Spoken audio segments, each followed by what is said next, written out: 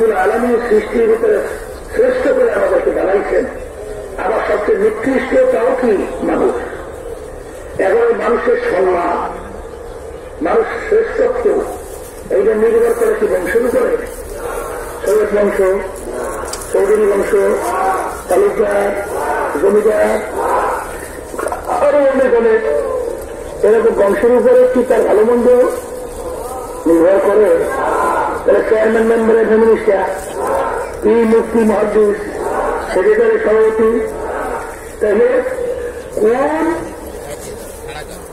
কিসের উপরে ভিত্তি করিয়া মানুষ শ্রেষ্ঠ আর কিসের উপরে ভিত্তি করিয়া মানুষ নিকৃষ্ট, এইটা আমাদের জানা লাগবে। আমার হিজরত মা বোনদের সঙ্গে আল্লাহ রাসূল সাল্লাল্লাহু আলাইহি ওয়াসাল্লাম বলেন, আল্লাহ ইন্না ফিল জাসাদি মুদগাহ ইযা সালাহা সালাহা আল জাসাদু কুল্লুহু ওয়া ইযা ফাসাদাত ফাসাদা আল জাসাদু কুল্লুহু। আল্লাহ বলেন, শোনেন, আবু ওমর রাদিয়াল্লাহু তাআলা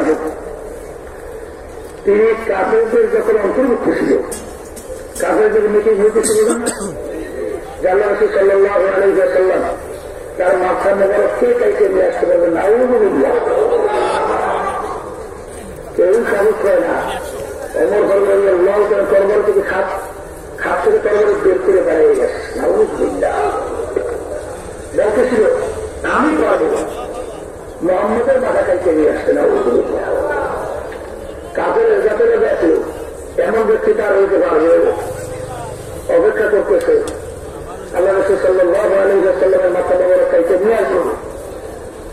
পবিত্র সবার ব্যবধান এই ওমর রাদিয়াল্লাহু তাআলা ওই তরবারি নিয়েই সর্বপ্রথম ইসলামের পক্ষে আল্লাহ রাসূল সাল্লাল্লাহু আলাইহি ওয়াসাল্লাম সহ সাহাবায়ে কেরামদেরকে নিয়ে রাত পথে ইসলামের পক্ষে নারায়ে তাকবীর, আল্লাহু আকবার, এই স্লোগান দিয়ে নাম ছিল না।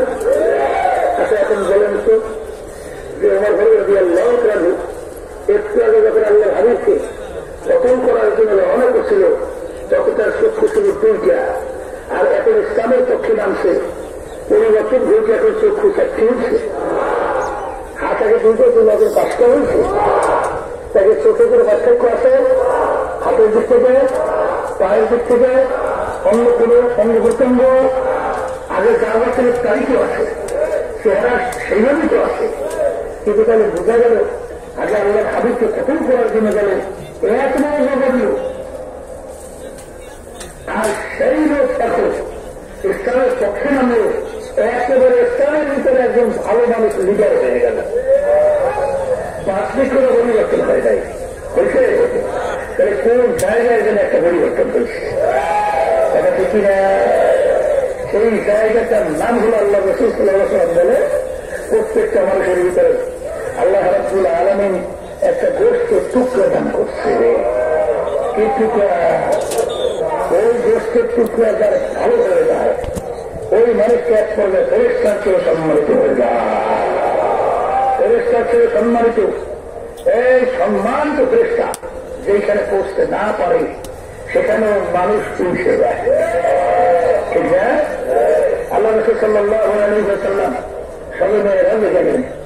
আল্লাহ সাল্লাল্লাহু আলাইহি ওয়াসাল্লাম আল্লাহর ঘরে দেখছেন ওই যে ইয়েছে না, এই ঘরে আল্লাহ হাবিবের ঘরের পাশে যে জায়গার নাম ভুলে গেলাম, হাতিমের ওখানে আল্লাহ সাল্লাল্লাহু আলাইহি ওয়াসাল্লাম শোয়া আছে ঘুমাইয়া। জিবরাইল আলাইহিস সালাতু ওয়াস সালাম আসছেন, মিকাঈল আলাইহিস সালাতু ওয়াস সালাম আসছেন, আসে বোরাক নিয়া। আল্লাহ সাল্লাল্লাহু আলাইহি ওয়াসাল্লাম উঠেন, বোরাকে আল্লাহ রাব্বুল আলামিন বলছেন যাওয়া লাগবে। কোথায় যাবে? সবে মাঝে। কোথায় যাবে? আচ্ছা, গেলে যাওয়ার পরে তার সাথে হলেন কে? জিবরাইল আলাইহিস সালাতু ওয়াস সালাম। চলতেছে এমন একটা জায়গায় পৌঁছল, জিবরাইল আলাইহিস সালাতু ওয়াস সালাম বলেন, আল্লাহ রাসূল সাল্লাল্লাহু আলাইহি ওয়াসাল্লাম এখন আমার সামনে এক পা দেওয়ার শক্তি নাই, আমি যে সামনে এক পা বাড়াই আমি জৈলে ঘুরে শেষ, এখন আর তো একা চলতে হবে। দেখেন, যেখানে সবচেয়ে আল্লাহ সম্মানিত ফেরেশতা জিবরাইল আলাইহিস সালাম যাইতে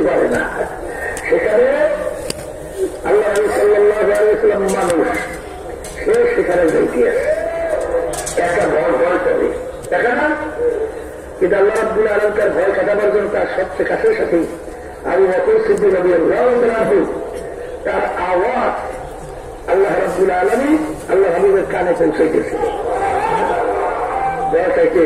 আমার সাথে আবু বকর আছে, ঠিক না? যাই হোক, এই যে পরিবর্তন এবং সম্মান বলতেছিলাম ওমর ফারুক রাদিয়াল্লাহু আনহু তার যে এই পরিবর্তন হইয়া সে সম্মানিত হল কি কারণে? ওই গোষ্ঠের টুকরা বলে কি তাহলে বোঝা গেল গোষ্ঠের টুকরা তার ভালো, ওই মানুষটা ফেরেশতার চেয়ে সম্মানিত, সমস্ত মাখলুকাতের ভিতরে সম্মানিত। আর গোষ্ঠের টুকরা যার খারাপ, সেই মানুষটা একেবারে কুত্তে শিয়াল শুয়ারের চেয়েও খারাপ। শোনেন, বেলাল রাদিয়াল্লাহু আনহু গোলামের ছেলে গোলাম, আপনাও ছিল গোলাম, তিনিও গোলাম। বংশের দিক থেকে নিচু, হাস বংশ, চেহারার দিক থেকে কালো, কেন সুন্দর গোলাম। অভিযোগ শিক্ষার দিক থেকে সে বসালাম, কিছু জানত না। পয়সার দিক থেকে একেবারে নিচ্ছ, কোন পয়সা টাকার মানে কি ছিল না। অভিযোগের যেমন ছিল চেষ্টা, দুনিয়ার মানুষ চলছে যে গুণ একটাও আছে, বলেন একটাও আছে, নাই বংশ, নাই শিক্ষা, নাই সৌন্দর্য, নাই চেহারা সুন্দর।